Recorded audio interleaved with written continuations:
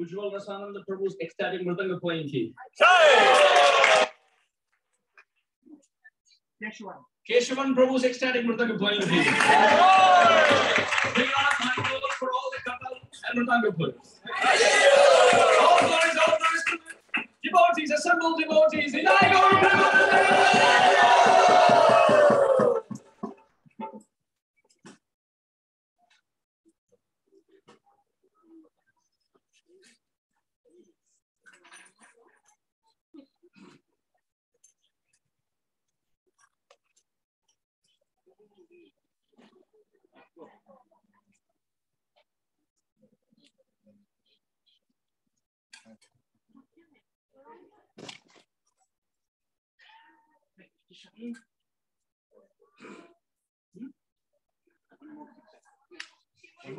She wants more cake.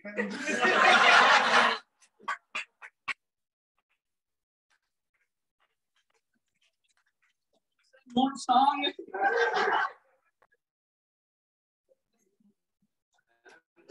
She was there another 5 seconds. Her innocent cute face almost breaking down to tears.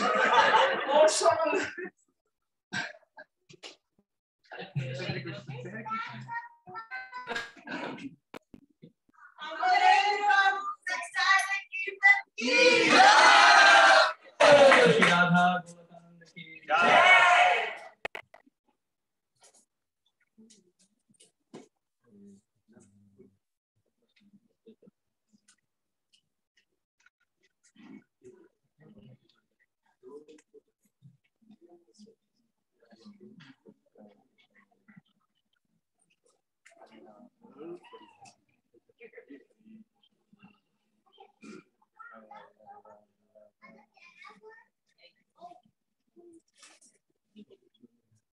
Before we begin today's program, we would like to, with all our hearts, welcome our very beloved Prabhu and Kamali.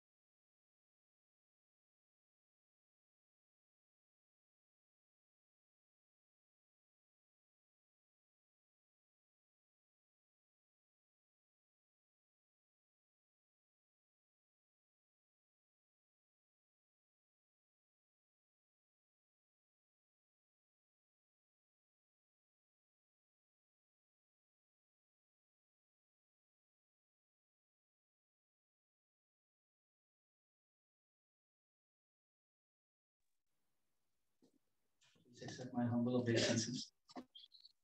I was praying very intensely to Krishna to protect all of you from me. And I succeeded, guys. There was a hurricane that came in. Everything short of an earthquake. Everything came. And then there were 2 years of COVID pandemic. But trust me, it is my heart's joy, privilege, honor, and happiness to be here finally.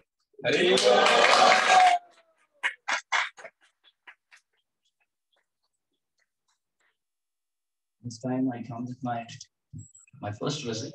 I come with my good wife, Swastika. Please welcome her.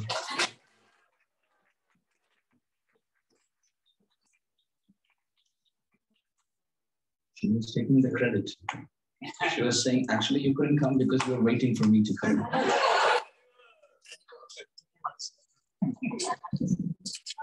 So she's the culprit.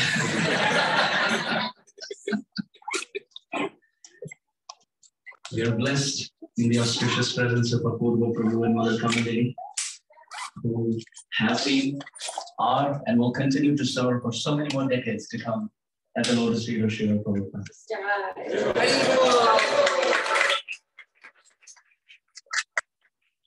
I had the good fortune of being in the kitchen with them in Boston many years ago, 2015, I think.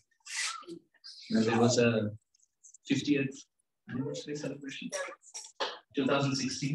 There was a scholars meet convention at Harvard.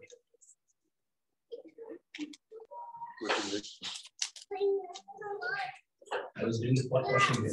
Because I don't know anything in the kitchen except that. I actually don't even know that. But that's the only thing that I can. transferring plates. Transfer. That was the service. Transferring plates. And I didn't know my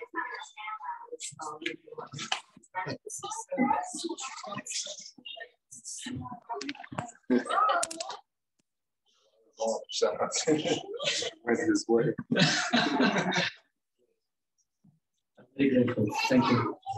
Thank you, dear Radhashtami Prabhu. Thank you, Ajay Govinda Prabhu. Where is he? Keeps Keeping us under Mataji. Thank you. Thank you all for kindly having us.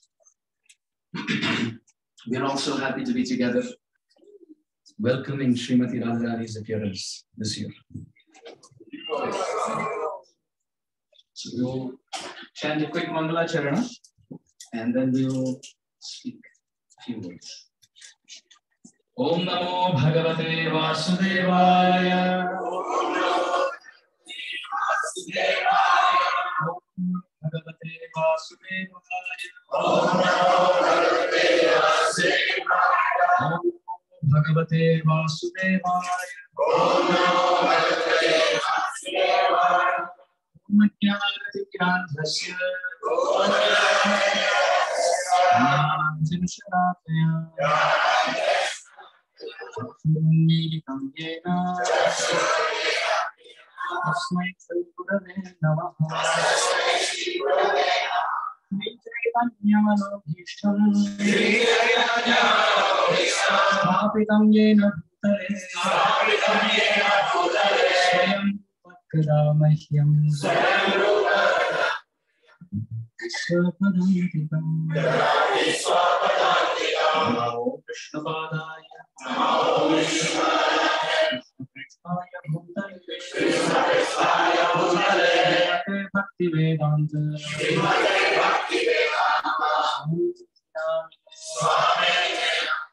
Namaste Saraswate Deve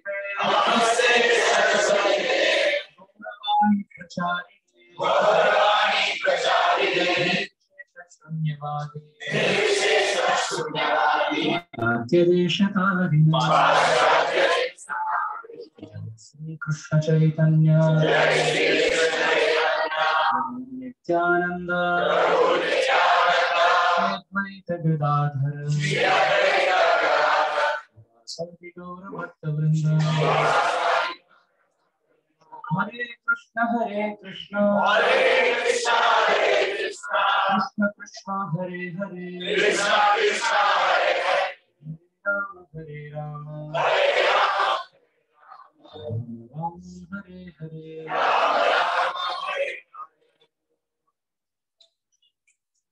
Before I begin, I offer my obeisances again and again. May the right words come at the right time, in the right spirit of glorification. May it give pleasure to our ears, cleanse our heart, and take our consciousness 1 inch closer back home, back to Godhead, at the lotus feet of Shri Shri Radha Goloka.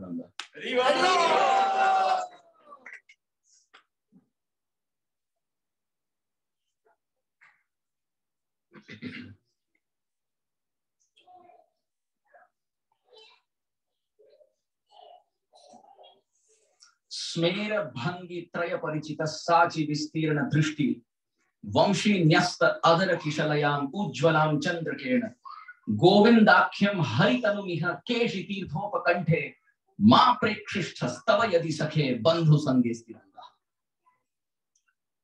Our Srila Rupa Goswami Pad has very beautifully composed this verse.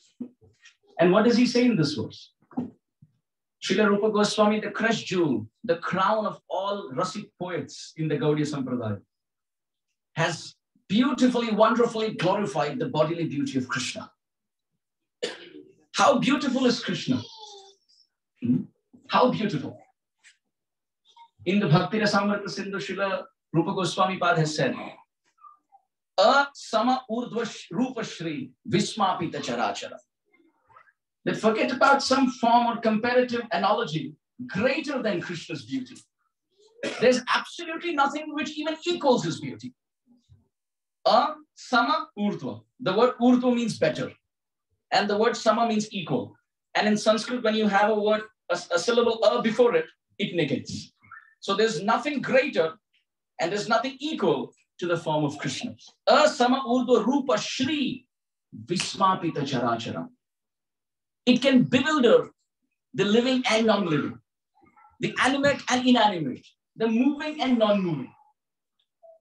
And he explains, Krishna is so beautiful that when Jamuna, the flowing of the river Jamuna, looks at Krishna through her waves, she becomes stunned and becomes like a pile of rocks. Jamuna becomes Govardhan. And when Govardhan looks at Krishna, the pile of rocks of Govardhan start melting like a waterfall of Jamuna. So Krishna's beauty is so inconceivably inexplicable that the pile of rocks, Giriraj Govardhan, flows like the waves of the Jamuna. And the Jamuna becomes Govardhan. Those who move, they pause to move. They stand like painted pictures. It is described. When the animals look at Krishna, Gavascha Krishna Mukhanirikata Venu Geetam. When the cows and calves look at Krishna, oh, Srila Rupa Goswami Pad describes the calf who's only 2 days old, knows nothing except the udder of the cow, is busy drinking the cow's milk. And the cow is busy giving her affection in the form of milk. And what happens? Calamity. Krishna appears. When Krishna appears to the scene, now everything is going topsy-turvy. The cow, who has her mouth full of grass, forgets, who am I? What is this? What is in the mouth? And what am I supposed to do with it? Looking at Krishna, the cow forgets the relation she has with Mother Earth, she has with her mouth, and the mouth has with the grass. What am I supposed to do? Looking at Krishna, she is drinking Krishna's beauty. The cow is drinking Krishna's beauty through the pots of her eyes and filling the nectar of Krishna's beauty in the pots of her eyes. And when Krishna starts playing the flute, she develops 2 more pots. The ears of the cow become like pots. And the sound of Krishna's flute.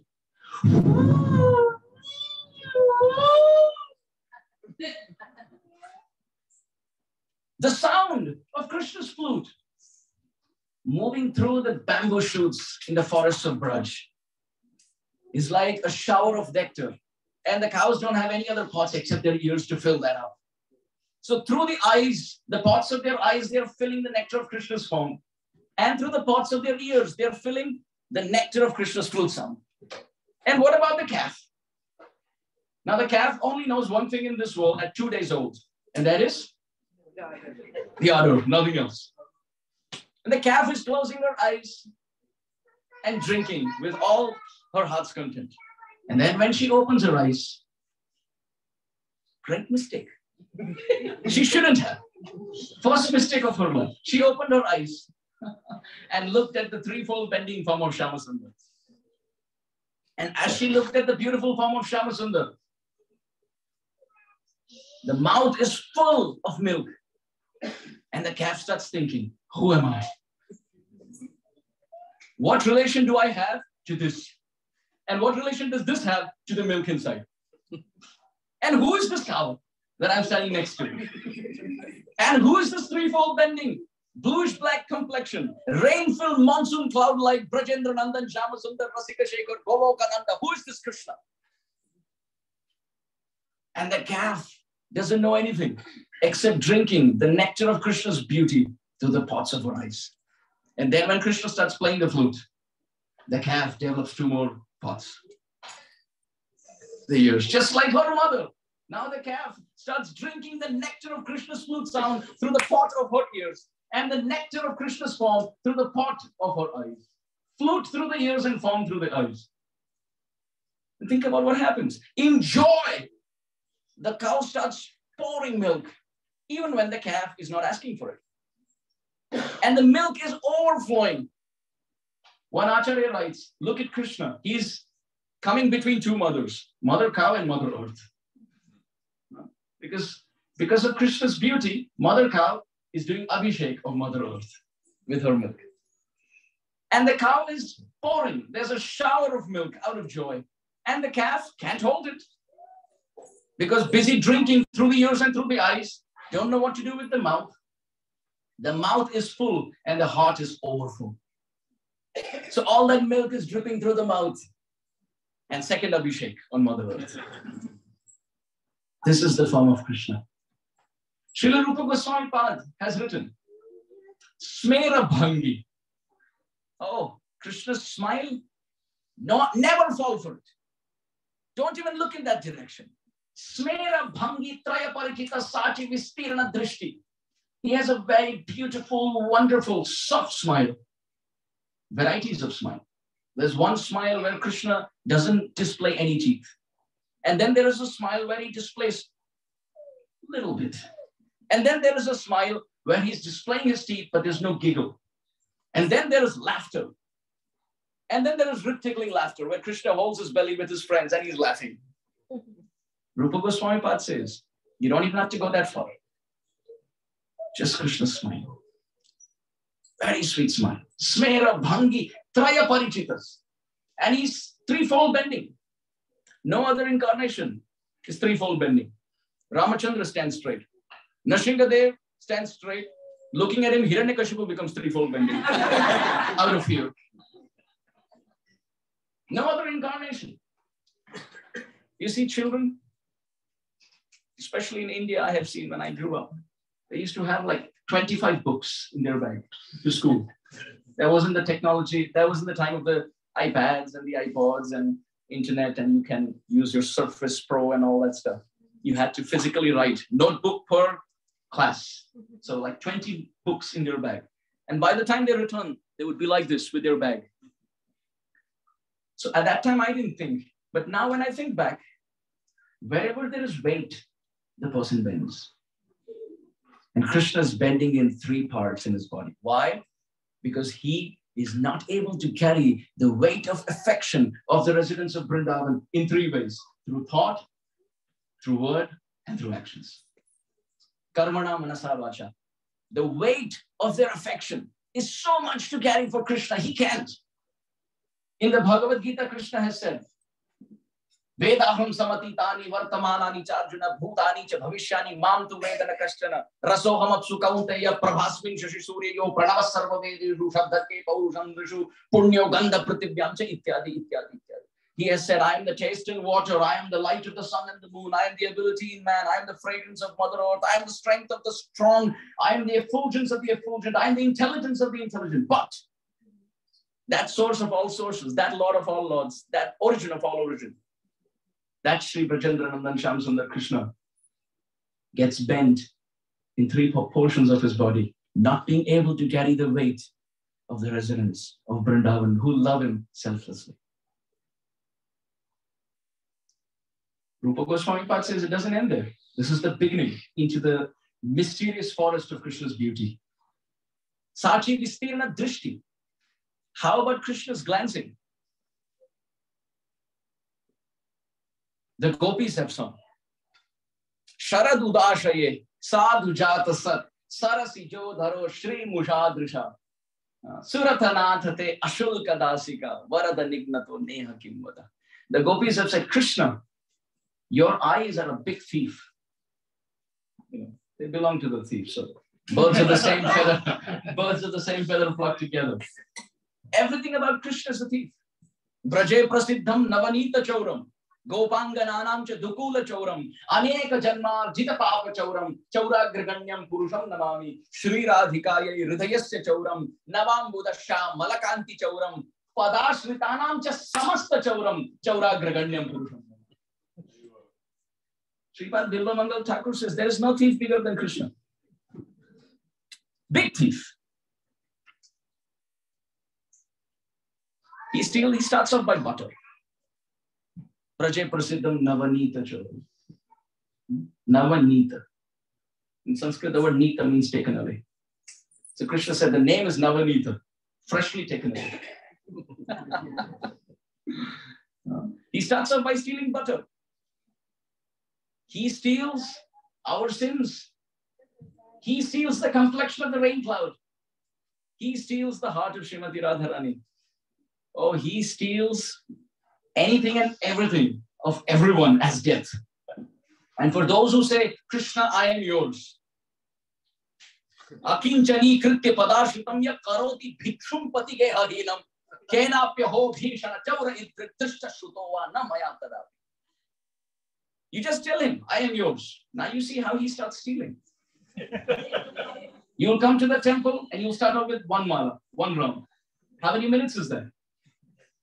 7, 8 minutes? He has started stealing 7 minutes out of your 24 hours. Right? And in no time, he will steal 2 hours every day. And that's just every day. Then what to speak of Ekadashis? And then he will steal away your food. He will steal away your food in the form of Ekadashi and Radhashtami and Janmashtami. Ramachandra fasting till noon. Radhashtami fasting till noon. Appearance and disappearance of Acharyas fasting till noon. Nashingadev dusk. Mahaprabhu moonrise. Krishna steals the most. Fasting till midnight. Even that last meal he has stolen away. Very big thief. Very big thief. The gopis have said, what to speak of the glance of Krishna? Well, that's a very big thief. If Krishna can steal so much during the day, imagine how big a thief he is at night.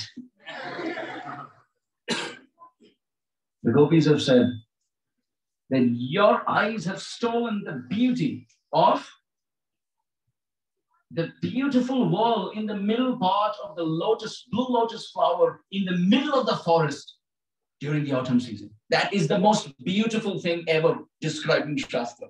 The autumn season, ponds are filled with beautiful, wonderful, blossoming, blooming, blue complexion lotus flowers. And the middle portion of that, which is dipped with honey and nectar, which attracts the honeybees. The gopis have said, your eyes have stolen the beauty of that region of the blue lotus flower, which means by looking at your eyes, we don't feel like looking at that. Rupa Goswami says, Sachi Vistirana Drishti. That's the glancing of Krishna from one end to another. He can glance at anyone and everyone. I told you, Krishna's beauty is such. Inanimate start becoming animate. He started to talk. Anyway, his name is Speaker. He better speak. Also.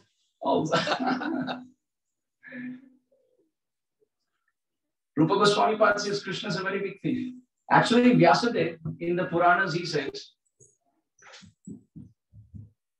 the greatest thief ever noted in the history is not Krishna, but it is the name of Krishna. Why? Narayana Nama Naro Naranam Prasiddha Chaurat Pathita Prithivyam Aneka Janma Jita Papa Sanchayam Harati Ashesham Shruti Matrameva. For Krishna to steal, you have to go and see him. But for the holy name to steal our sins, we don't even have to go. The holy name comes to us through Harinam Sankirtan. You're not asking for it. There are people just having a nice time in a pub or in a, like hanging out with their friends on a Friday evening. And the devotees say, let's go for Harinam Sankirtan. For Krishna to steal, we have to go to Krishna. But for the holy name to steal, the holy name comes to us through Harinam Sankirtan, through the Vaishnava. That's the greater thing. Just by hearing, the sound vibration gets into our ear. Tilak, Kantimala, Dhoti, Kurta. Easier. Steals everything away. Krishna's holy name stole our clothes away. We were wearing jeans and t-shirt before. Right? All our conceptions, all our thought process, all our goals in life. I want to be this. I want to achieve this. This is what I want. This is what I yearn and aspire for. Become a devotee and then you see for yourself. Of course, you can dovetail in Krishna's service, but the point on a lighter note is Krishna attracts us to his lotus feet. Smera bhangi traya panchita sachi vistirna drishti. Vamshi nyasta adara kishalayam ujvalam chandrakim. Now this form of Krishna, you give him a flute. He is already a big thief. Now you give him a flute and you see the magic. Dear devotees, it is described by Srila Rupa Goswami and by Kavi Karnapur. In the Bhakti Rasamrita Sindhu, Srila Rupa Goswami describes three Jagan Manasakarshi. The flute of Krishna attracts every living entity in the three planetary systems, upper, middle, and lower.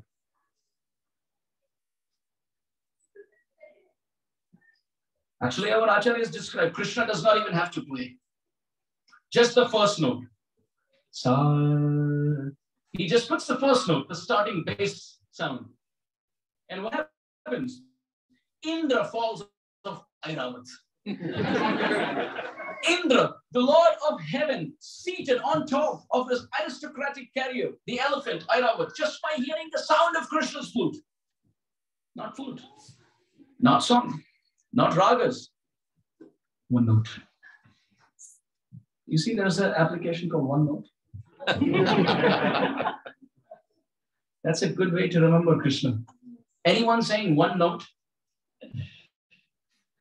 Indra falling off Airavat. Is it a Microsoft thing? Yeah. Microsoft. One. I don't use it. Huh?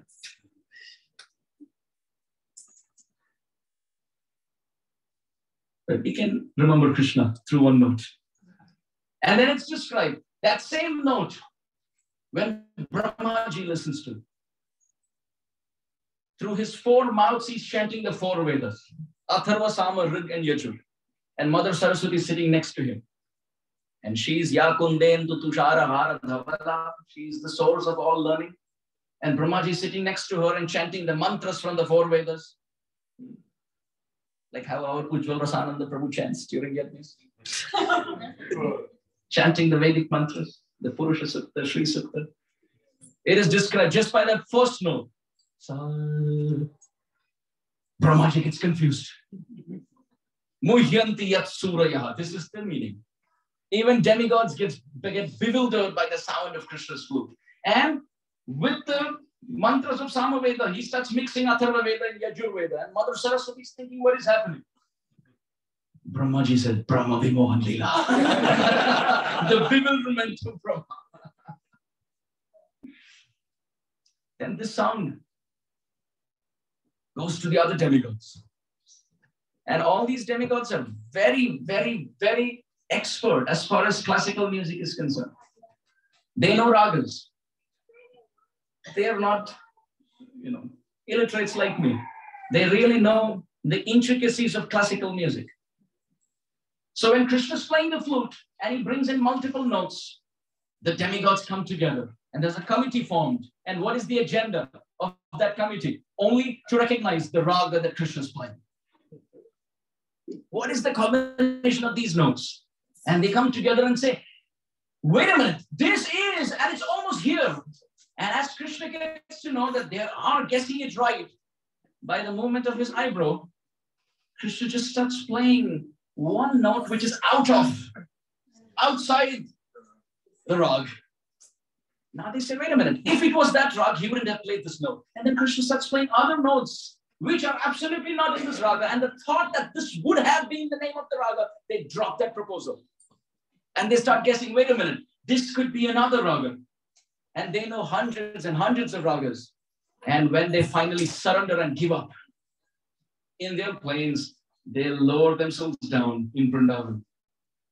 And they offer flowers of surrender. Vama ba kreta vama kapolo valghita bhrur adharatita venu komalanguli bhe ashrita margam gopyai rayati yatra mukunda. Our Srimad Bhagavatam says this. Srimad Bhagavatam says, when Krishna plays the flute, resting his left cheek on his left shoulder, completely absorbed, looking at them and with dancing eyebrows, very naughty. Sometimes he looks at animals and they're standing like painted pictures.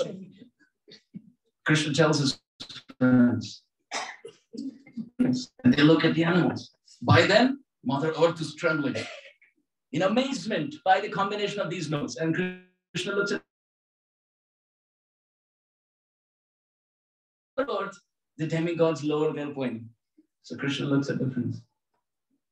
And they start looking up. And in no time, all of this disappears. And the friends start talking to each other. Wait a minute. Were we dreaming? The friends say, oh, well, actually, even I saw the same thing. But we can't be dreaming because our eyes were wide open.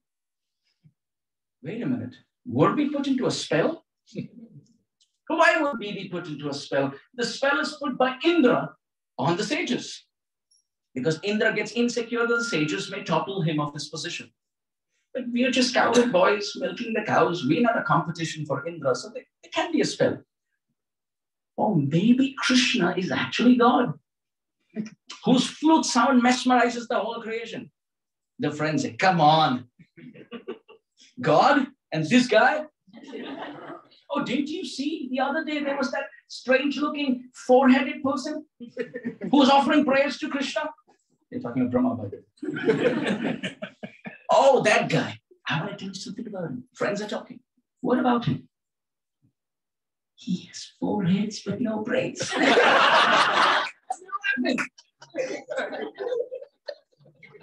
he had brains, why would he worship? Little does Brahma know about the son of Yashoda going and breaking pots and stealing butter and lying over it and eating dirt. What kind of God does that? And the gopis, they're praying. Oh, Vishnu. Oh, God. The test that our butter has come out tasty. The proof, the evidence is, may the son of Yashoda come and plunder it to his heart's content. Well, that's Krishna. That's what Krishna is doing. But at the same time, they tell their husbands, if Krishna comes, you stand outside the house and you guard the house. We are going out to get some vegetables. The husband said, sure, we'll stand outside and we'll guard. The gopi said, please be careful. Don't let him in. The husband said, definitely we will not let him in. And there comes Krishna. And the husbands are standing with their hard hearts, waiting to stop the son of Yashoda. And there comes Krishna, with a peacock feather on his hair, with dancing eyebrows, with a flute tucked to his waist, looking at this beautiful, wonderful Prabhuji standing in front of him. Krishna looks, moving his dhoti like a kid. Hare Krishna, Prabhuji. And the Prabhuji there gets completely melted. And he forgets what the Mataji had told him. And there is Krishna, who enters the house, breaks the pots, smears the butter all over the place, including his mouth, and escapes. And the Prabhuji is still mesmerized by the vision. And the gopi comes in. Did Krishna come? Did Krishna come? No. He will never come. I'm guarding. And the gopi comes inside, and the whole house is in a disarray, complete devastation. It's almost like Lord Shiva opened his third eye. Everything's destroyed.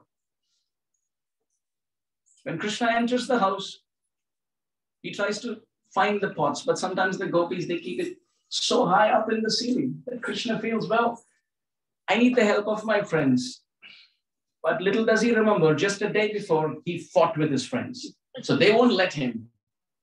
They won't help him climb up there. Another house, the gopi has hidden the pot, and Krishna can't find it. In another place, the gopi has switched off all the lamps so that Krishna doesn't have the light to see.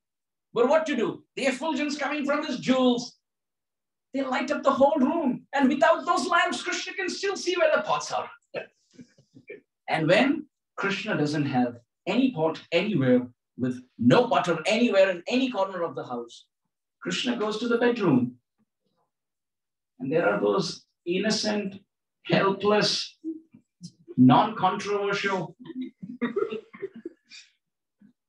humbler than a blade of grass, tolerant than a tree, ready to offer all respect to others, expect none in return type of babies, sleeping in the cradle. The children of those gopis, and they have nothing to do. They don't know anything. They don't know. They're just sleeping. And Krishna comes to those babies. He looks at those babies. And the babies are smiling. He says, for the sins that the parents commit, the kids better suffer. He pinches the babies. And the babies start to cry. Krishna said, good. Tell your mother next time to keep pots filled with butter. Otherwise, you're going to get one more. But there are some gopis who don't have kids. Motherly gopis. Krishna goes into their home. It's completely dark. He can't have the light to see anything except for the effulgence of his jewels. There are no pots. There's no butter. And there are no babies. Krishna gets frustrated. He runs into the temple room. And he climbs up the altar. And he sits on the throne of Vishnu and passes urine.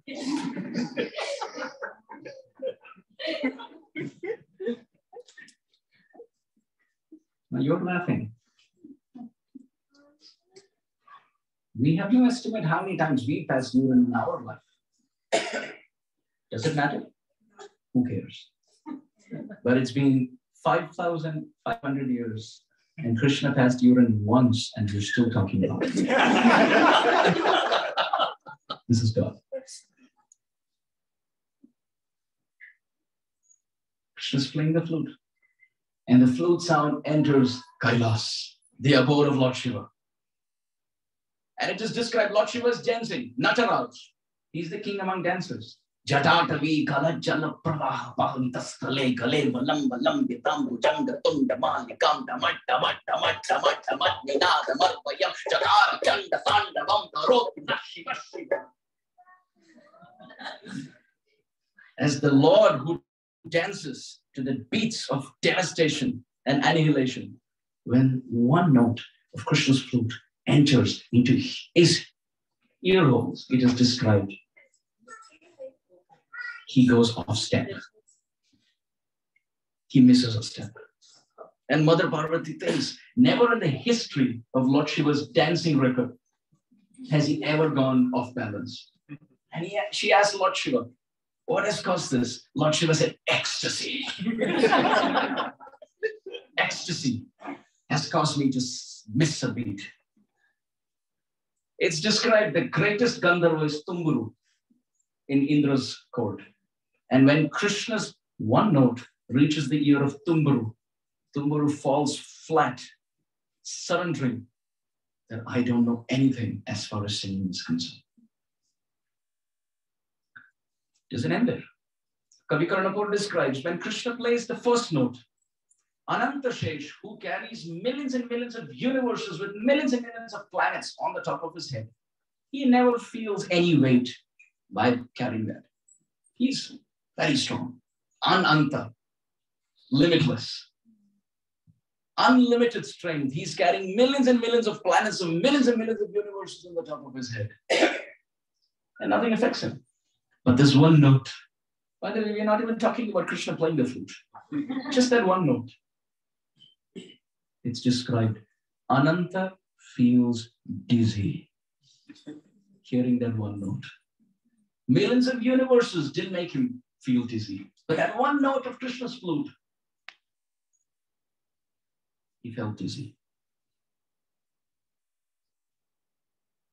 How amazing. That's just the first note. It is described Krishna has several such notes. This is just sa. Imagine when Krishna starts playing re, ga, ma, re, sa, ra, ma, re, re, ga, ma, pa, ma, ga, re. Krishna starts playing these notes. The Acharyas describe all 6 seasons start coming together. There are seasons in all ways. How? It's described by hearing those notes. Of course, we know only a few seasons, right? We know the spring season and the fall season and the winter season and the summer season. But in Vrindavan, it is described there are 6 seasons. There is summer season. What's the time range for that?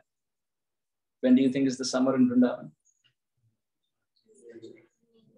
Right? May, April, May. And after that, it's described as Varsha Ritu. So summer is called Grishma Ritu. And after that, there is Varsha Ritu, which is called monsoon season. And after that, there is Sharad Ritu, which is autumn season. After that, there is Shishir Ritu, or Hemant Ritu, and then Shishir Ritu, which means pre-winter and then actual winter. And then after that, there is spring, which is called Vasanta Ritu. So 6 seasons, they have their own times. But when Krishna plays the notes, all those 6 seasons start playing together. And they start acting in the hearts of the Brajvasis also. How? Hearing the sound of Krishna's flute, the eyes of the Brajvasis get into monsoon season because they start crying. The body of the Brajvasis get into winter season because hair stands on it. The hearts of the Brajvasis go through summer season because there is fire of separation. In this way, dear devotees, all 6 seasons start appearing in the body of every resident of Vrindavan, listening to Krishna's flute sound. It is described when Krishna plays the flute. Oh, Yamuna flows backwards. That's if she doesn't get converted into a pile of rocks. If she remains as a flowing river, then she flows backwards. And sometimes it's described as Krishna plays the flute. Natyastadarupadharya mukunda gita. There are whirlpools created in the Jamuna by the sound of Krishna's flute. And there are waves and tides that are caused, not in the ocean, but in a river. When was the last time you heard of tides and big, like not just small ripples, we are talking about big tides, big waves in a river. By Krishna's flute sound, Yamuna, desiring to touch Krishna's lotus feet, starts to jump. But our Acharya said there's one more meaning. What is the meaning? In the first verse of the Bhagavatam, it is described, Tejo Vari Mridam Yata Vinimayo, which means Krishna has the power to make fire into water. Tejo means fire, and Vari means water. Krishna has the power to make fire into water and water into fire. What does that mean? It is the nature of spark, fire spark, to jump. Water droplets don't jump, right? They flow. But fire sparks, they jump. But Krishna's flute, what does it do? Tejo Vari Mridam Yatha Vinimayo. The water droplets, water becomes fire. And the water droplets take the position of fire sparks and they start jumping together. And that causes the wave in the Jamuna. Understand? By Krishna's flute, water becomes fire, fire-like. And it is the nature of fire sparks to jump. So all the droplets of water, they take the nature of the fire sparks and they all start jumping. And it seems as if there's a wave that is formed in the Jamuna. Our acharyas are, Jahana poche Ravi, Maha poche Kavi. Jahana poche Ravi or Kavi, Maha poche Anubhavi.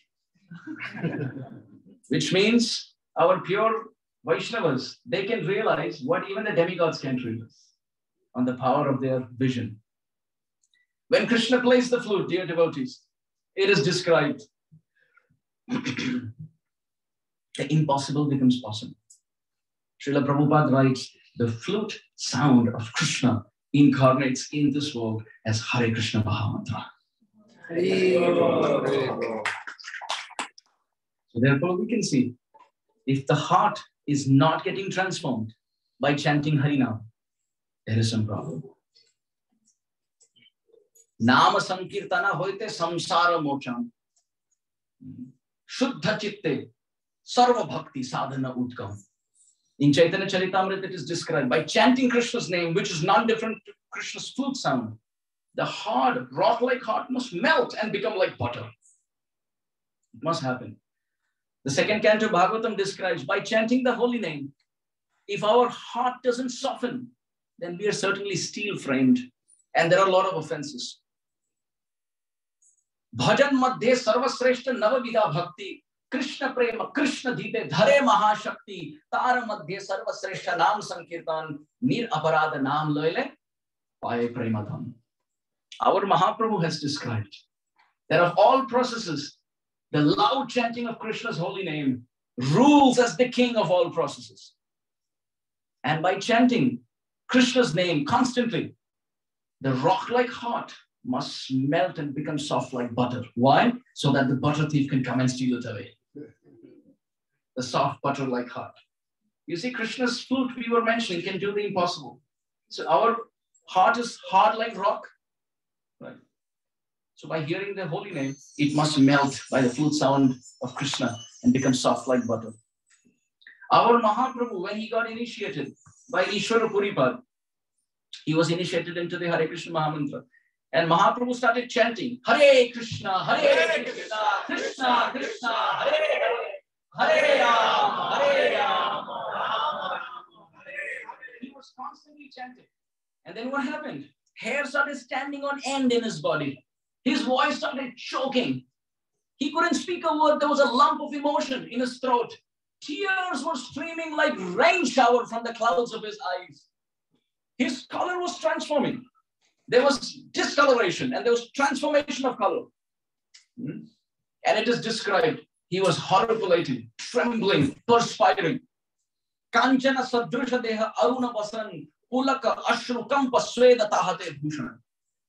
Our Chaitanya Charitamrita describes, when he came as Ramachandra, bow and arrow were his ornaments.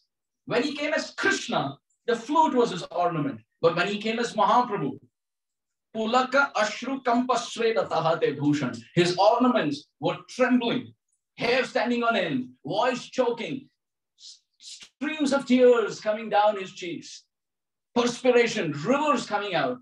And he was crying. It's described in Chaitanya Charitamrita, Jala Yantra. His tears are described to be like a syringe. 5 streams of tears coming down his cheek, and standing at a distance from Jagannath, Mahaprabhu could bathe Jagannath like this. Unseen, unheard. Unheard. So when Mahaprabhu started chanting, these ecstatic symptoms came in his body and he couldn't stop crying. So he went to his Guru Maharaj, said, there is something wrong. Kiba mantra dila goshai. Kiba tara bol. Jopite mantra korila pagal. What kind of mantra have you given me? Kiba mantra dila goshai. By chanting this mantra, Kiba tara bol, and what is the strength of this mantra? Japite mantra korila pagal. By chanting, I'm getting mad. Maddened in intoxicated ecstasy. Ishwara Puri looked to the right, looked to left, looked at Mahaprabhu and said, very good. This is the effect of chanting Krishna now. And after experiencing this ecstasy, in the Ankalila, Mahaprabhu says, Sarvatma snapanam param vijayate Shri Krishna Sankirtana. With realization. But then the wave of Dainya Bhav, Sanchari Bhav, of humility rises in his heart. And then he says, oh, Yugaitam nimeshena chakshusha prabrashaitam shunyaitam jagat sarvam govinda virahena me nayanam galata shrudharaya vadanam gatkaturudaya gira pulakaya nichitam vapukada tava nama grahane bhavishyati. My Lord, when will that day be mine when tears will come from my eyes? And that also he's saying with tears. And when asked, but you're already crying, Mahaprabhu said, no, that's just imitation. When will true tears come? Dear devotees, Krishna is very attractive. Rupa Goswami says, Vamsi Nyasta Adara Kishalayam Ujwalam Chandrakena. When Krishna plays the flute, Rupa Goswami uses a term. Please repeat. Abhirupata. Abhirupata means anything that associates with Krishna starts becoming like him. He is such a big magnet. Anyone who comes close to him starts becoming a magnet and starts attracting things around. And you can see great acharyas in this world, they could sweep the world with their compassion. Why? Because they were attracted to Krishna. And therefore they became attractive. Abhirupata. So Krishna spent so much time with the flute. Shouldn't the flute take on the qualities of Krishna? Yes. The gopis of Vrindavan, they perceive this. And Rupa Goswami Pad is writing that when Krishna plays on the flute, there's some part of the flute which is close to the teeth. And that part of the flute now becomes like the teeth. And from a distance, that part of the flute starts shining like white crystals. And then there's that part of the flute which comes close to his red, freshly cut bimba fruit like crimson red complexioned lips. And that part of the flute which crosses through the lip, around the lip, that portion, that section of the flute starts shining like red rubies. And then that section of the flute which is touching the cheek takes abhirupata, the form, the property of the beautiful, wonderful bluish black complexion, rasgulla filled cheeks of Krishna. And that section of the flute now it starts shining like blue sapphires. So when the gopis are seeing at a distance, from a distance they look, they can't see the flute. They see one section shining like white crystals, one section shining like red rubies, and one section very effulgent like blue sapphire stones. This is Krishna. Rupa Goswami says, his glancing, his smile, his complexion, or what to speak of his complexion. Bluish black, Jaladhara Shashivarnau, Gopa Vesho Kishoro, Sahachara Gana Vrindaihi, Krida Mano Brajesho, Natavarajita Vesho, Nila Pitambaradhyo, Jagata Janana Heto, Ramakrishna Natosmi. It is described. If Balaram is like a white spring cloud, Krishna is like a bluish black, freshly formed, rain-filled monsoon cloud. And if Krishna is a rain-filled monsoon cloud, dear devotees, the rain-filled monsoon cloud must have lightning and must have thundering, must have some rainbow, and must have some birds around, and must have some moon, and must have some twinkling stars, and must have a sky, right? Welcome. Let's enter this world of transcendental Gaudiya poetry. It is described, Krishna's form is that bluish black rain-filled monsoon cloud. Krishna's flute sound is the thundering. Krishna's yellow dhoti is the lightning. The crown of peacock feathers with the 7 colors of the rainbow are the rainbow in our explanation. And amidst all this, the pearl necklace on Krishna's chest, which is moving back and forth because of his quick breathing, because of ecstasy. The necklace is moving back and forth. It's like a group of birds, white birds flying around this rain-filled monsoon cloud. Rain-filled monsoon cloud of Krishna's personality, with the rainbow of his peacock feather, with the thundering of his flute sound, with the lightning of his yellow dhoti, with the flying of the white birds in the form of the pearl necklace. All of this in the sky. That sky is called Vrindavan. Vrindavanam parityajya sa kvachit naiva gacchati. He never leaves. Padamekam na gacchati is another verse. This was termed by Mahaprabhu. Therefore, I put it like this. Padamekam na gacchati is termed by Rupa Goswami. Both are correct. The sky is Vrindavan. The rain-filled monsoon cloud with thundering and lighting is Shamsundar. Oh, then who are the twinkling stars? The gopis of Vrindavan. Dear devotees, does it take much time to guess what that full moon in the middle portion of the dark sky of Vrindavan is? Vrishabhanunandini, Ashtasaki Shiromani, Vrindavana Vilasini, Vrindavana Chakravartini, Gopi Jana Shiromani, Govinda Vimohini, Krishna Prema Pradayini, Krishna Mana Akarshini. Jai Jai!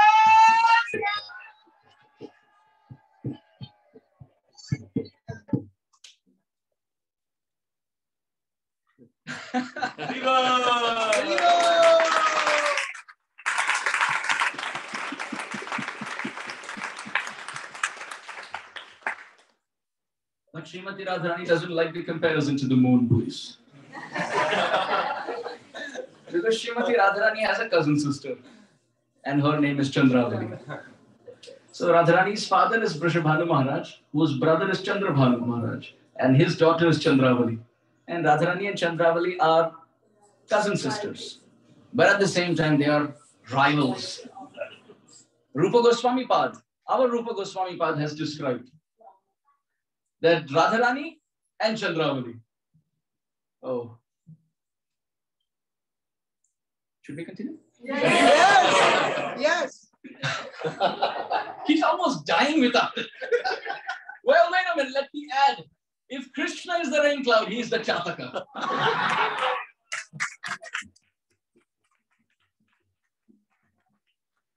Chataka is the bird which doesn't drink any water in this world, including the Ganga, but just waits for the rain shower from that cloud. So eagerness in the heart of a devotee is that Chataka bird. Garjasi megana yachhasi toyam Chataka pakshi vyakulitoham. Oh Krishna, you are the rain cloud. Garjasi megha na yachhasi toyam. Hey Krishna, you are lightning with your dhoti and thundering with your flute. But where is the rain of mercy? Garjasi, thundering. Garjasi megha na yachhasi toyam. You're making a lot of sound, but where is the rain shower of mercy? But who am I? Chataka pakshi vyakulitoham. I am opening my mouth and waiting for that rain shower of mercy in my life.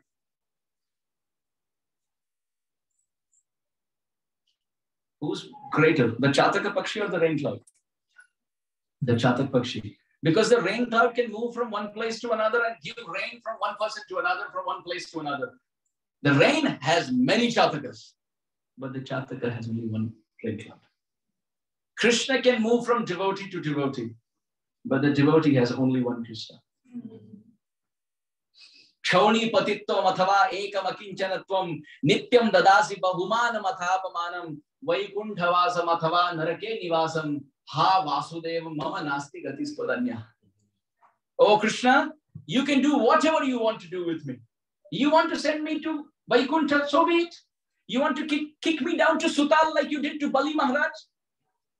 Purusham shakyatam manye dandam arhattam arpitam yanna mata pita brata surida sadichanti. The Bhagavatam describes Bali Maharaj when he was bound up by Vamandev. Bali Maharaj said, my Lord, no mother, father, brother or sister can ever punish their relative like this, like you have done. Because it seems externally yet that you have bound me with ropes. But actually, I have bound you with the ropes of devotion for all times to come. So dear devotees, the Acharya writes in the Sri Sampradaya, in the Padyavali, that my Lord, you can send me to Vaikuntha or you can send me to hell. You can give me a lot of respect in this world or you can make me a source of all criticism. Or my Lord, you can make me the king or you can make me a poverty-stricken beggar. You have two options, but I have only one. I dance according to how you make me dance. This is the surrender our Srila Prabhupada displayed. Kashtira puthali jatha nachao se mate. Nachao, nachao Prabhu, nachao se mate. Ani acho jadi Prabhu amake nachaite. Oh, you have got me here to the Western world, Prabhupada writes. So there must be some reason. Oh dear puppeteer, I am a puppet. The strings of your planning and mercy can make me dance the way you want me to dance. I have surrendered myself 100%. You can make me turn right or left or U-turn You can do whatever you want. This is Ashlisheva Padaratam Pinashtumam. What Prabhupada displayed on the Jaladuta is the 8th verse of the Shikshashtakam, dear devotees. What Mahaprabhu talks about. Mat prananathastu sa eva napara. Rupa Goswami Pada writes, Radharani on one side and Chandravali on the other. Both have affection for Krishna. Both are great devotees. But there is difference. Chandravali's love is called Grita Sneha. What is it called? Grita Sneha. The word Sneha means affection, and Grita, what does Grita mean? Ghee. Yes, ghee. Chandravali is described, her love for Krishna is described as Grita Sneha. It's like ghee. And Radharani's love for Krishna is described not as Grita Sneha, but Madhu Sneha. What is Madhu? Honey. Now, why is this description given? Rupa Goswami just says it as Grita Sneha, Madhu Sneha and Grita Sneha, and he moves on. He doesn't say anything after that. But Srila Vishwanath Chakravarti Thakur has commented on Rupa Goswami's Ujjwal Nilamani and Bhakti Rasamrit Sindhu. You see, our acharyas, they are like, they have the torchlight. The mysteries of Krishna's Braja Leelas are like a dark forest. And we are like a lost traveler. We don't know where to turn in the darkness of the confidentiality of these pastimes. But our acharyas, headed by Srila Prabhupada and all the Gaudiya Vaishnava acharyas, they are like the torchlight. They know the way, they go the way, and they show the way. They know the way, they go the way, and they show the way for all of us to go. So they have this lantern, or they have this torchlight, and they're walking with confidence, and they're telling the jivas, Mahajano yena gata sapantha. Just follow my footsteps. That's what Prabhupada meant by holding my dhoti. It means to follow his instruction. Yadyadachariti sreshtas. Same principle. Just follow behind the footsteps of a great soul. So our acharyas describe, what is this Grita Sneha and Madhu Sneha? Who eats ghee alone? But if you have a nice preparation, then if you add ghee on top, then it becomes better. So it's described, Chandravali is like ghee. Krishna can't accept her service all by herself. But if there are other devotees, and Chandravali is also there, then the whole environment gets nourished. But she all by herself, Krishna can't relish rasa. But Radharani is honey. You see kids. The mother is calling to eat and the child is sitting with a big jar of honey. Oh, I'm satisfied. Tasting the nectar of Krishna consciousness. Radharani is like that. There's no need of anyone else. The honey by herself is enough to flow. Also, it is described, when ghee spills over, it splutters and splutters over the place. But when honey has to flow, it's focused. The services of Chandravali, she's serving with a lot of affection, but at the same time, she's always compared to Radharani. So the ghee of her service is spilling all over the place. But Radharani knows she has no competition. So her service flows like honey. At the same time, Apurva Prabhu can confirm. I don't know anything about the kitchen. What happens when you heat honey? You don't want to boil it. It makes it toxic, but it melts. Right? Like water. It becomes toxic when you heat it, when you boil it. Yes. Right? And at the same time, when you heat ghee, what happens? It melts. So when Krishna has to deal with Chandravali on one side and Radharani on one side. When Krishna becomes angry and he shows that to Chandravali, the ghee in Chandravali's heart melts. Yes, no problem. Whatever you say. Because Radharani and Chandravali, their moods are completely different. One is called Tadiya Bhav and one is called Madhiya Bhav. Tadiya Bhav means the mood of Chandravali. I belong to Krishna. And Radharani's mood is Madhiya Bhav. Krishna belongs to me.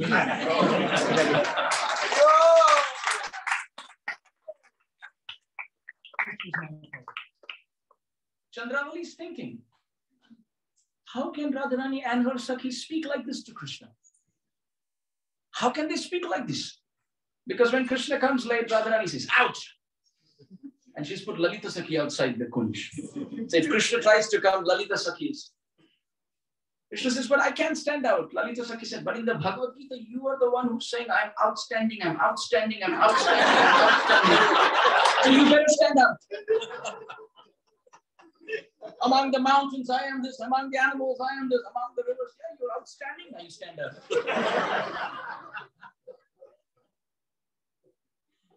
Yad kinkarishu bahusha khaluka kuvani nityam parasya purushasya shikhanda maule tasya kada rasanidhe vrishabhanujaya tadkeli kunja bhavanangana marjanisya. Krishna throws his peacock feather at the feet of Lalita Sakhi and says, please, I surrender to you. Lalita Sakhi said, but that's not your identity. Krishna said, what is my identity? Lalita Sakhi said, the flute. Krishna kept the flute. Said, I surrender. Lalita Sakhi said, but that's not your identity. Then what is my identity? Your flower garment. And then finally, Krishna has nothing more to offer. Lalita Sakhi says, you still not surrender. Krishna said, what else is there? Yasyangri pankaja rajasnapanam mahanto. That Supreme Lord whose lotus feet is being worshipped by 330 million demigods. He rolls at the dust of the lotus feet of Lalita Sakhi. Devi gunai sulalitam lalitam namami. Oh Lalita Sakhi, please give me shelter. Please let me meet Srimati Radhika. Radha mukunda padasambhava karma bindu nirmanchanopakarani krita deha laksham uttunga saurida vishesha vashat pragalbham devim gunai sulalitam lalitam namami. My Rupa Goswami writes that Krishna surrenders his life at the lotus feet of Lalita Sakhi. Please let me go. Lalita Sakhi said, no, out. Now Krishna waits for the weakest link possible. Who's the weakest link? Well, a newly gone back home, back to Godhead Manjari, a maidservant of Radharani, who has just been promoted as a maidservant of Radharani, who's very excited. First day in Goloka Vrindavan. Doesn't know anything in the past, present, and future. Krishna goes straight to that dasi, that servant of Radharani. And the maidservants of Radharani have a rule. They will look at Krishna only when Krishna is with Srimati Radharani. But if Radharani is not there, they will not look at Krishna. They're looking down. Krishna said, please look at me. She said, I don't belong to you. I'm not like one of those gopis. I belong to Radharani. Don't look at me. No, I need your help. She said, what is it? It is something to do about your Swamini, your Radharani. Now the ears of the Dasi has opened up. Yes, please tell me. Just like you got a chance to serve Radharani, even I need a chance to serve Srimati Radharani. And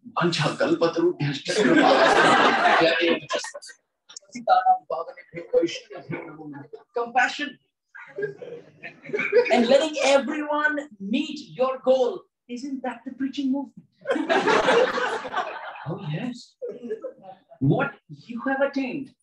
Janma sarthaka kari. Karaparam upakara. Spreading that good fortune in my life. Isn't that the main quality of a devotee? She said, yes, you're right. Krishna said, please help me. She goes inside. Tells Radharani, I have something to tell you. Shamsundar wants to get inside. Please, if you give your permission, I will be. Ouch! And here is this maidservant now, kicked out of the kunj, doing tapasya on the banks of the Jamuna, learning it the hard way.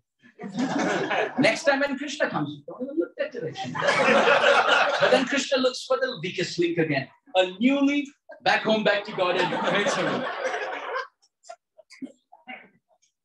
When the ghee of Chandravali's heart is heated by Krishna's presence, then she melts. Says, Krishna, whatever, however, no problem. And she expects everyone to deal with Krishna like that we belong to Krishna. But here is Lalita Sakhi kicking Krishna out of the kunj, and the maidservants are out of the kunj, and Krishna is crying and weeping. Chandravali is thinking, how can all of you treat Krishna like this? And Radharani and her camp are looking at Chandravali. How can you treat Krishna like this? My Lord, Whatever you want. We are your maidservants. Yeah, right. Good for your camp, not for us. So when the ghee of their heart is heated by Krishna's presence, then they melt. But the honey of Radha's heart, when it's heated, it becomes toxic and it is called molten gold. When gold is thrown into fire, it becomes more beautiful than before. So Radharani is already golden, but the fire of her anger, man, makes her complexion Tatta Kanchana, molten gold. Dear devotees, Krishna is the most attractive. Krishna is most beautiful. Krishna is most wonderful. He is stronger than the strongest. It is described when Krishna had to marry Satya. Satya's father had made a rule that anyone who wants to marry my daughter in marriage has to enter a cage and fight 7 bulls single-handedly. And one Kshatriya after the other went into the cage to fight the 7 bulls who were like mountains, and they all got powdered to pieces. And then when Krishna came, it was Krishna's turn now to enter the cage to fight those bulls to win the hand of his wife Satya. Krishna went to the father of Satya. He offered obeisances. Satya's father lifted Krishna and embraced. Krishna said, look, I offered obeisances like a son-in-law. You lifted me up and embraced me like a father-in-law. When you and I both have accepted, why have these bullfights in the middle?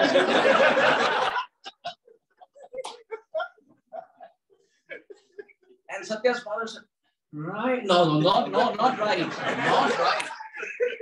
Rule is a rule. It must be equal for everyone.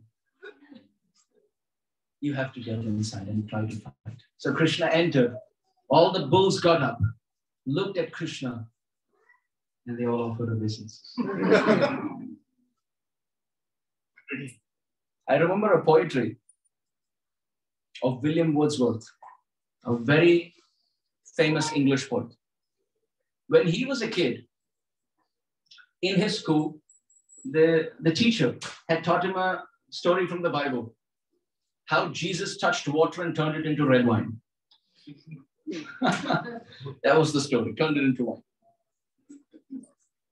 And every student who heard that story had to write in their own words what they heard. So the teacher explained the details of how Jesus touched and how it turned into wine, red wine. And all the kids started writing. Here was William Wordsworth sitting, 10-year-old kid. The teacher said, son, didn't you understand the story? Oh, yes, I understood the story. What happened? Why are you waiting then? Oh, I don't have a piece of paper to write. The teacher gave him a piece of paper. She was walking more and more and more, and then he was still sitting. Child, now you have a piece of paper. What's stopping you from writing? Oh, actually, I don't have a pencil. The teacher gave him a pencil. Then she took one more round and came there, and he was still not writing. Child, you know the story. You have paper. You have pencil. Why aren't you writing? Oh, I finished already. And here are kids writing pages after pages.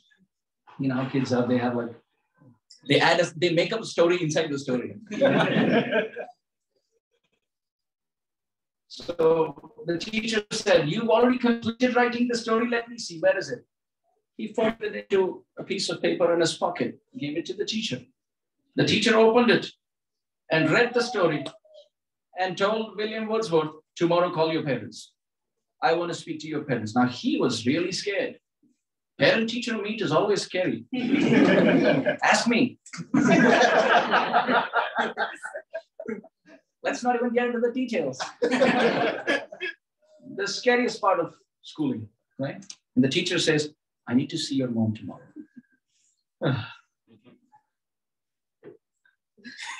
How do you even go and tell her that? That's step one. And how do you see your mom when she faces the teacher? And then how do you get home? You know, kids here can call 911. It's a privilege. I grew up in India. I went to one household in America, and the kids were so disciplined. Indian background. very disciplined. And I asked the father, they're so disciplined. They're sitting and chanting and they're academically sound and they're very obedient. He said, oh, right. I take care of that. I said, no, you tell me, what do you do? No, I take care of that. I discipline them. I said, but discipline them? Like, don't they call 911? He said, I take them to India every year.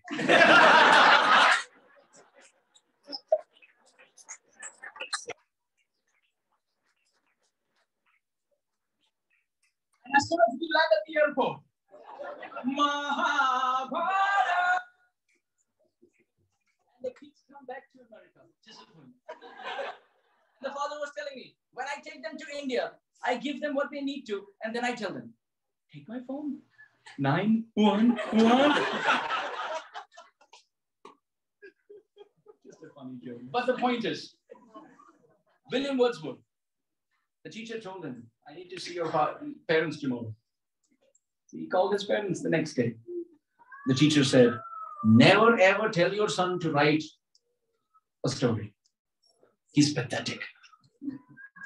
But as far as poetry is concerned, he's unparalleled. The parents said, poetry? My son? We didn't even know about it. Please tell us more. And the teacher said, what happened? Well, I told everyone the story of how Jesus touched water and it turned into wine. And I told everyone to write this story in their own words. And here is William Wordsworth, who wrote it in one line. Water saw its master and blushed. Saying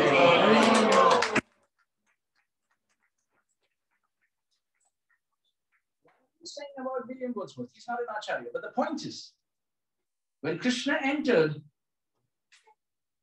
the cage with 7 bulls, the bulls saw their master and surrendered. That Krishna who's so strong, with the tip of his pinky finger of the left hand, he can lift Giriraj Govardhan and keep it afloat. That Krishna who can jump and swim into the waters of the Jamuna and dance on the hoods of Kaliya. That Krishna who can swallow the whole forest fire as if it was mango lassi. Right? He who's so intelligent that he can speak 700 verses of the Bhagavad Gita. And he didn't have any notes. It wasn't like they went through like prep and revisiting what questions Arjuna is going to ask and what I'm going to respond. There's nothing like that. On the spot. The greatest philosophy, the greatest questions, the greatest answers, not just about the battlefield, but about the battlefield of life. The strongest, the most intelligent, the most beautiful. Rupa Goswami Pad says, what is that quality that Krishna doesn't have? Asita giri samam syad kajjalam sindhu patre suravarta rushakha lekhani patra urvi likhati yadi grihitva sharada sarvakalam tadapi tava gunanam Krishna param nayati. Oh Krishna, if the whole of Mother Earth, the surface of Mother Earth is used as paper, right? The whole surface of Mother Earth is used as paper. And if the pen is made out of the most wonderful branch of the wish-fulfilling trees of heaven, and if the ink running through that pen is the unlimited nectar, ocean found in the moon, and the time given to write is the lifespan of Brahma, and if the writer is Saraswati, likhati yadi grihitva sharada sarvakalam. Oh my Lord Krishna, tadapi tava gunanam Krishna param nayati. My Lord, still your unlimited qualities cannot be described. This is how beautiful Krishna is. Rupa Goswami Pad says, Smera bhangi traya parichita sachi vistirna drishti vamshi nyasta adara kishalayam ujwalam chandrakena govindakhyam haritanuniha keshi tirthopa kanthe ma prekshashtastava yadi sakhe bandhu sange stiranga. Oh my dear friend, if you want to be happy cutting jokes with your family and friends in this world, never ever ever ever ever go to Vrindavan on the banks of the Jamuna at Keshi Ghat and glance on the smiling, threefold bending form of Shyamasundar. Which means, oh fool, drop everything and run to Vrindavan. That is what it means. The all attractive Lord Shri Hari. Krishna is so attractive. But dear devotees, if anything can attract Krishna, that is bhakti. Nothing else. Absolutely nothing else. Mad bhayat vati vatoyam surya tapati mad bhayat varshatindro dahatyagni mrityu vicharati mad bhayat. Canto 3, chapter 25, text 42, Bhagavatam.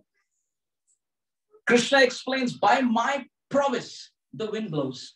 By my prowess, the sun is shining. By my prowess, Yamaraj runs around catching living beings. By my power potency, fire is burning. By my power and out of fear of me, the demigods do what they do. That Krishna cannot be tempted, cannot be attracted by any material quality. Because he has everything in surplus.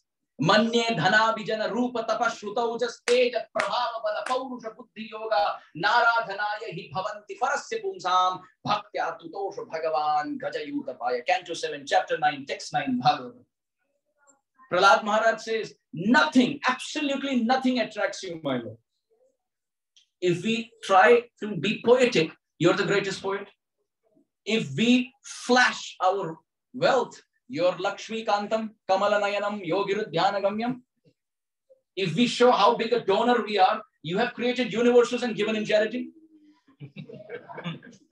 If we speak about our speaking ability, well, my Lord, you are speaking the languages of all the species. Vivida Adbhuta Bhashavit. He can speak the languages of the demigods. He can sing like the cuckoo. He can dance like the peacock. And as the Paramatma, he can speak the language of silence. What can our gray matter do to attract him? When someone cries, Bhakti Yoga, Bhakti Yoga, Bhakti Yoga Dhan, Bhakti Yoga Krishna Nama Smarana Krandan. In the Chaitanya Bhagavat, Vrindavan Das Thakur says, what is Bhakti Yoga? Very simple. Calling out to Krishna's names, remembering his attributes, and crying with tears of separation. My Lord, when will I attain you? This is Bhakti. When that is there, Krishna gets attracted. If that is there in Prahlad Maharaj, Krishna's running there, breaking a pillar like this. I hope not this one.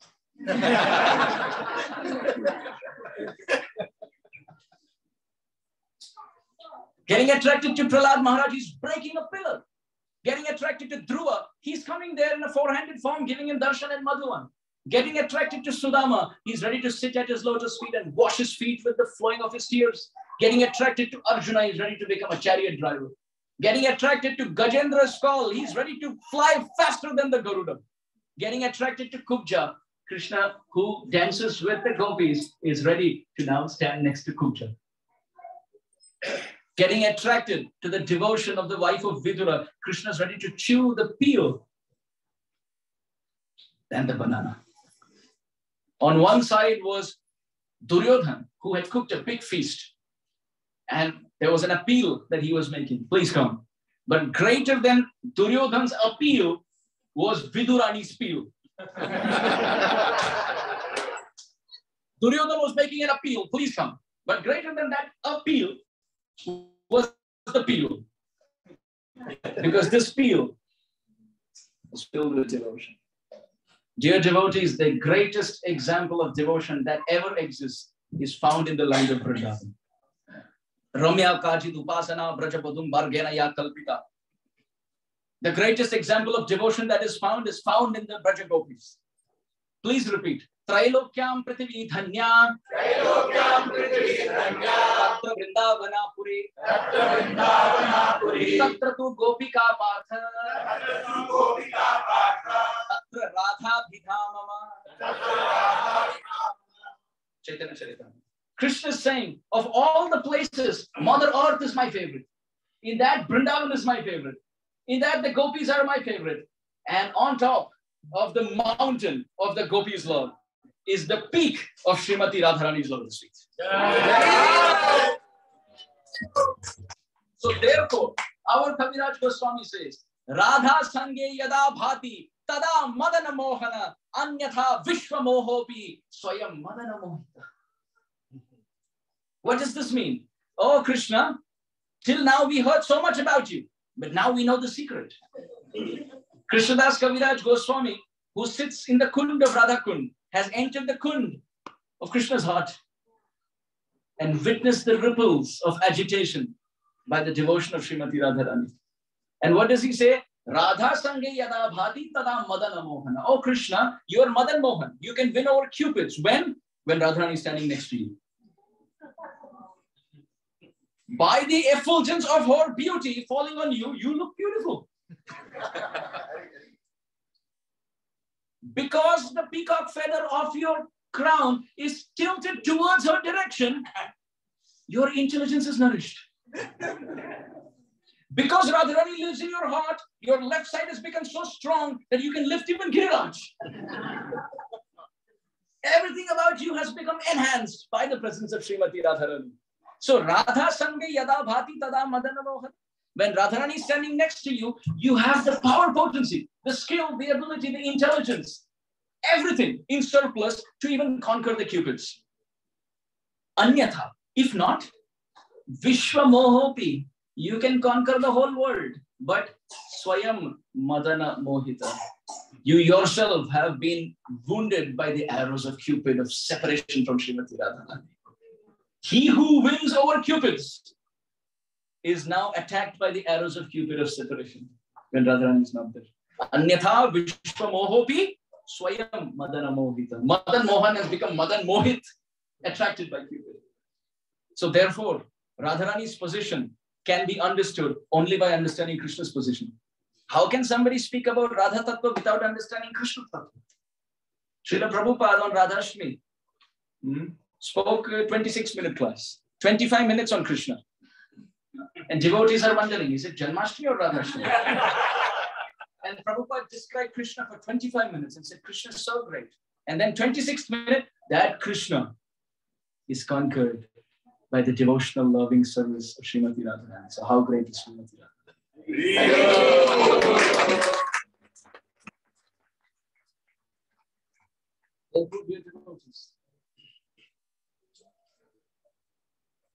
When Krishna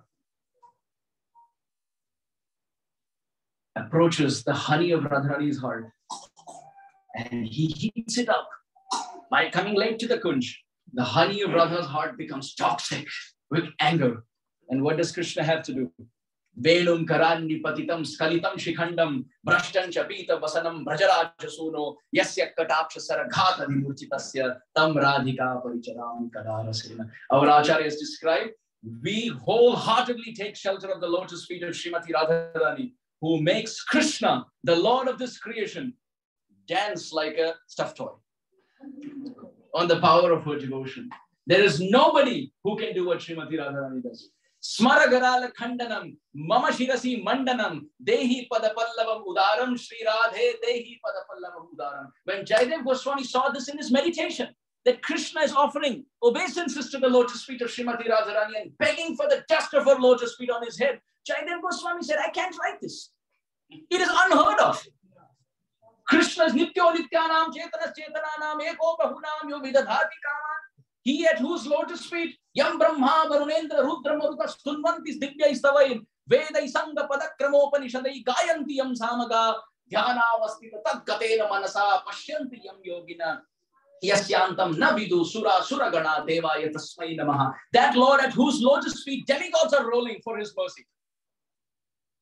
That Lord, Krishna, is begging for the foot dust of Srimati Radharani, bound by her devotion, nothing else. She is the source of all devotion. She is the mountain peak of ecstatic, loving, devotional service. Then Jayadev Goswami said, I can't write this. Although this is true, I can't write this. Nobody will believe. Krishna wanted himself to be known, conquered by the love of Srimati Radharani to such an extent that he himself became Jayadev Goswami. When Jayadev Goswami left his pen and went to bathe, Krishna came as Jayadev Goswami and told Padmavati, oops, I forgot to write something. And he finished that line. And he went. And when the actual Jayadev Goswami came, Padmavati said, oh, you came so quickly? What do you mean quickly? I went a long time ago. No, you came back and you had to write something. Jayadev said, no, I never came back. I went to bed. She said, no, what's wrong with you?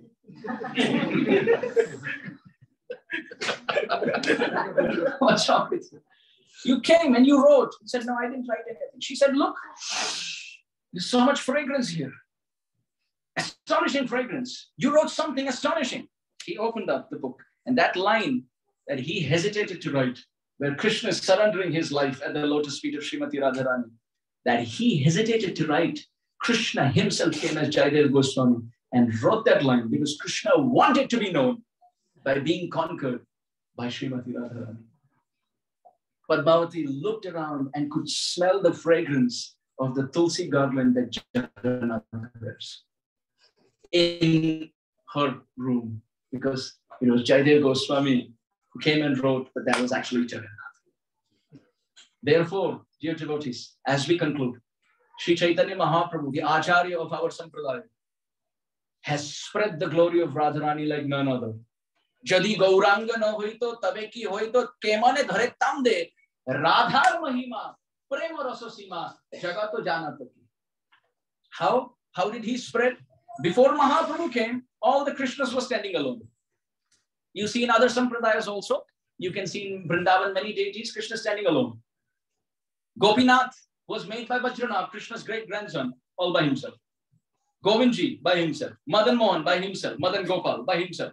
All the deities, only Krishna. What did Chaitanya Mahaprabhu through the 6 Goswamis do?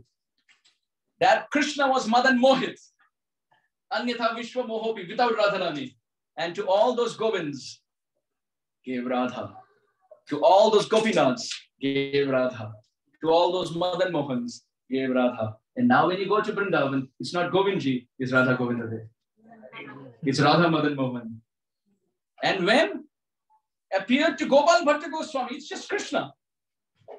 When you go to Govindji, you say, I'm going to Govindji. I'm going to Gopinath. I'm going to Madan Mohan. But have you heard anyone say, I'm going to Raman? What do they say? Although he's standing alone, the name given in the Gaudiya Sampradaya to even Krishna standing alone is not Raman, but therefore our Prabhupada Bhakti Siddhanta Saraswati Thakur said, people in the other Sampradaya, they worship Radharani. Well, they are Ishtadev, their worshipable deity is Krishna. And because Radharani has stolen Krishna's heart, they give her a piece of flower.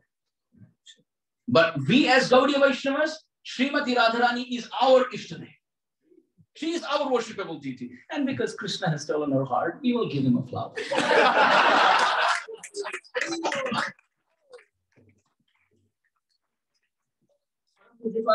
Bhakti Charu Swami Maharaj used to say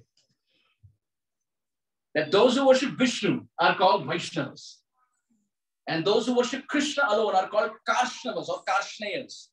But those who worship Gauri, Radharani, the original Gauri, they are not Vaishnavas, they are not Karshnavas, they are Gaudiyas. Gaudiya Vaishnavas are those whose lotus feet, for whom the lotus feet of Srimati Radharani, the mercy of Srimati Radharani is the be-all and end-all of their existence. Therefore, dear devotees, we have today just warmed up our appetite, welcoming Radha Tattva into the courtyard of our hearts. We have a few more sessions. I'm not going to put a full stop tonight, just a comma. We'll see you tomorrow. Jai Jai Shri Radha! Shri Radha Goloka ki! Shri Radha Gaura Hari ki!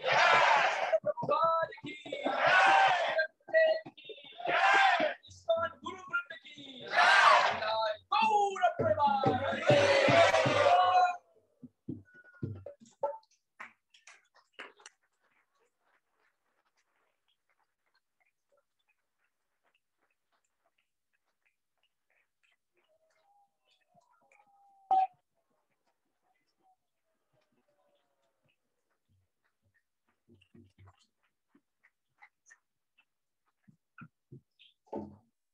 Amarendra Prabhu ki.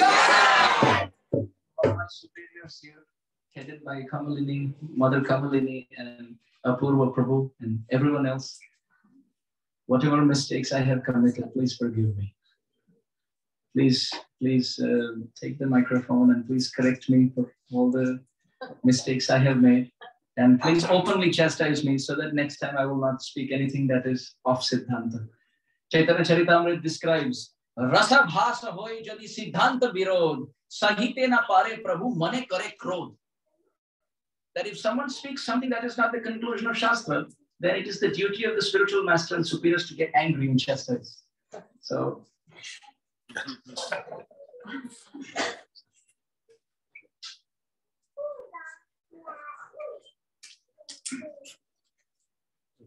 that's the mic for chastisement.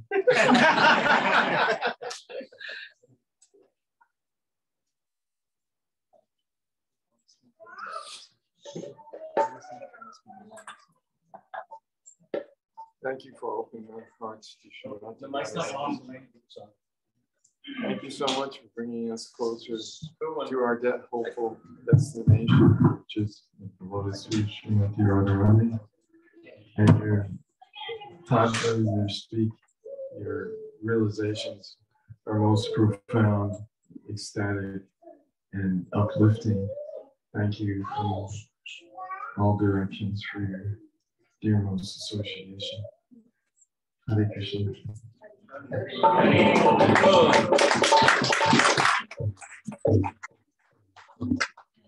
are certainly our superior. Just as Shukadev Goswami was only 16 years old. In every way, you're our superiors. And I'm sitting here thinking, who was he in his last life? Because it wasn't that long ago that he was a Prabhupada disciple, most likely. And Srila Bhakti Siddhanta, and I'm trying to figure out who was he thinking of, who passed away a little before he was born. Anyway, it's just my personal aspiration to have one drop of your qualities. And sometimes I give class like for Balaram Jayanti. So I listen to about 10 of your classes first on YouTube before I even dare to try to give a class. So thank you.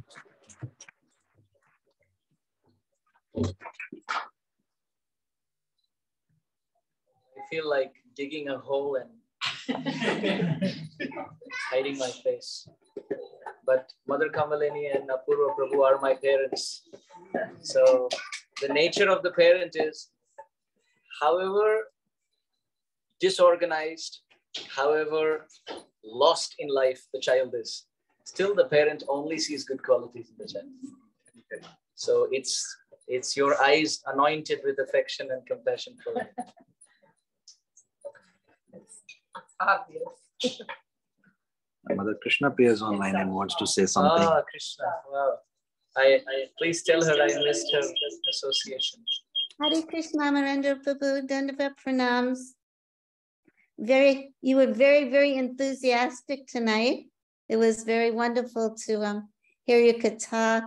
I was dressing the deities tonight, so fortunately everything ran late. So when I finished, your katha was just beginning.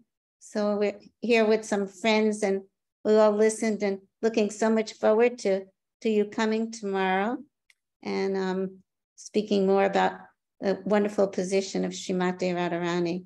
Thank you so, so much. Hare Krishna.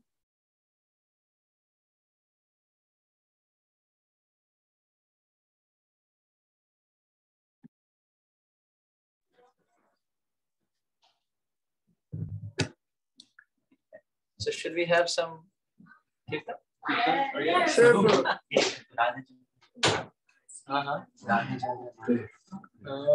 We'll keep that for tomorrow. Hare Krishna. So much an amazing, amazing class. It's just nectar. Like when the class is going on, just think, Krishna, let the time stop. We just want to hear more and more and more. And it's just so nectarian. And Prabhuji, your presentation, the way you actually bring out the shlokas, the points, it's really like it goes deep in the heart and it like enchants our mind. It's just such a beautiful presentation. So when you mentioned in your class that how Krishna, when he was speaking to Arjun, he didn't have any preparation. He's like, he's just like that. He has the qualities like that. He just goes.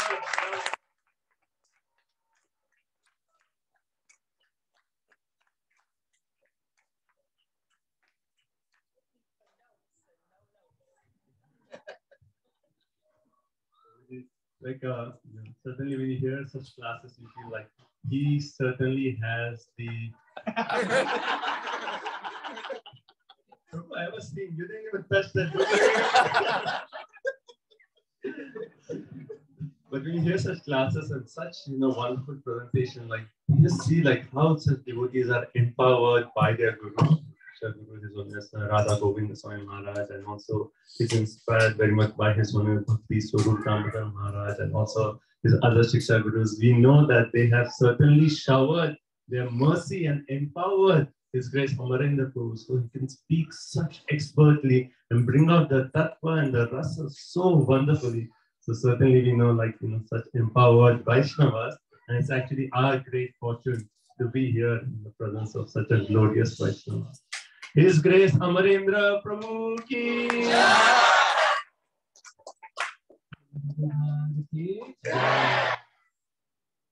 Thank you so much, Prabhu. So we are looking forward to the next session.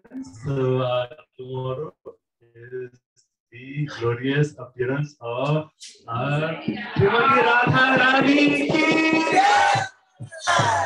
Radhashtami Maha Mahotsav ki Jai Jai Shri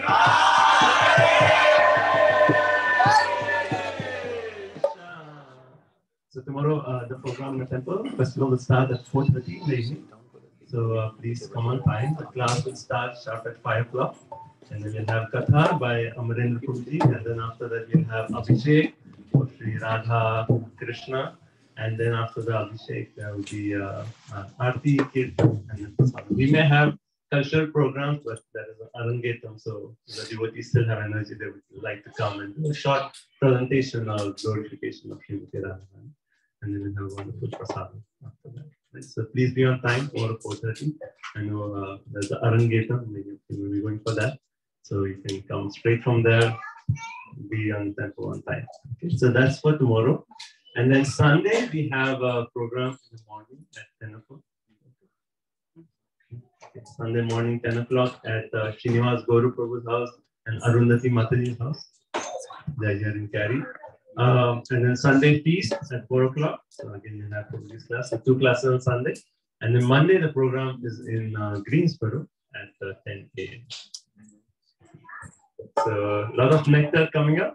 So Prabhuji has opened our heart so we can relish more and more nectar and eagerly looking forward for more katha. So thank you so much. Thank you so much, Prabhuji, and thank you, Mataji, for coming us, blessing us with your association. And also we'd like to thank Apura Prabhu, Mother Kamini, and all the other senior devotees for coming. Hare Krishna. And we'd like to thank our host, Harivenu Prabhu, Padmapriya Mataji, for opening their house to have this program. So let's thank them.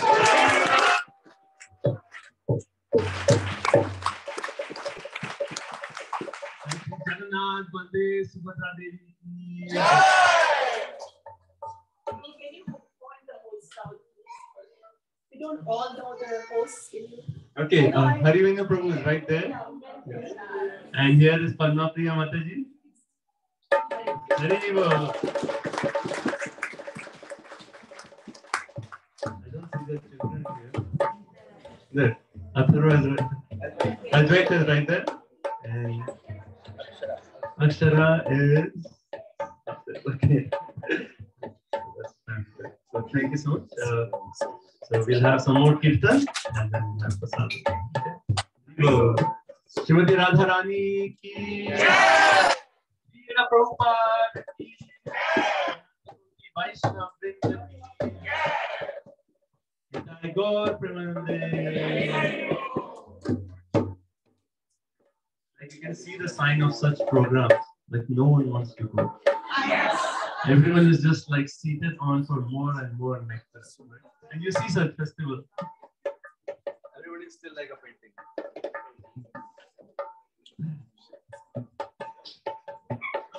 Okay, so we'll have some more people.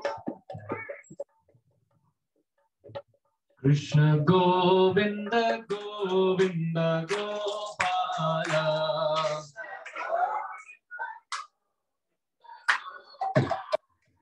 Krishna Govinda Govinda Gopala.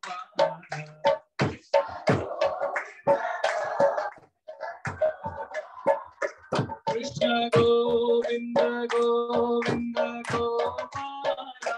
Krishna Krishna Govinda Govinda Gopala. Krishna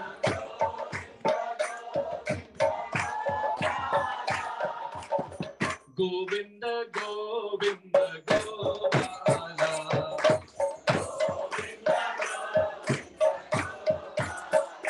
Krishna Govinda Govinda Gopala.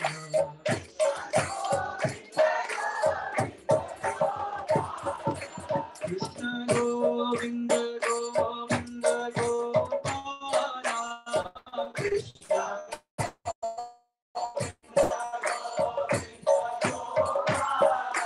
Krishna Murali Manohara Nindulala. Krishna Murali Manohara Nindulala.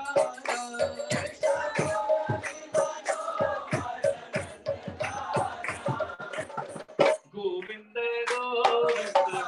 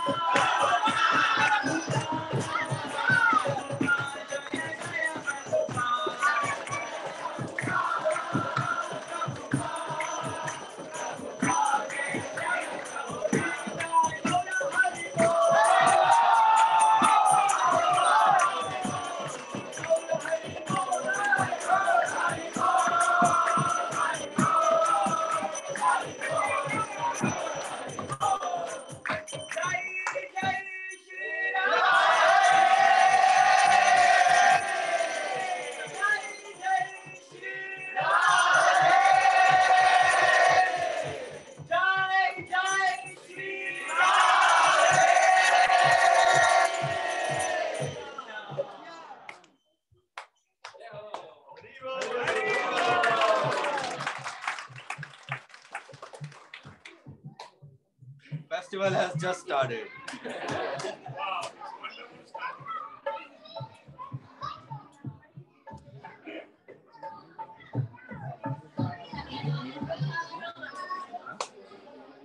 Thank you, Prabhu. Hare Krishna, Jai Shri Shri Radha Golokananda ki, Jai Shri Shri Gaur Nitai ki, Jagannath Baldev